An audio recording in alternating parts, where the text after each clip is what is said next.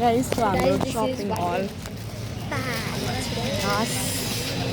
successful shopping हल अनि हामीले एउटा दुईटा सामान चाहिँ अलिकति प्राइभेट तर धेरै त होइन दुईटा एउटा चाहिँ फोनको देख्न मिल्दैन अर्को चाहिँ एउटा छ होइन अब के खाने हो हामी फटफट के त्यो वाला बुवाको पसलमा खाने त्यही भएर अलिक त्यही त हो चाट खाऊँ अनि किमा नुडल्स खाऊँ तैँले खान्छौ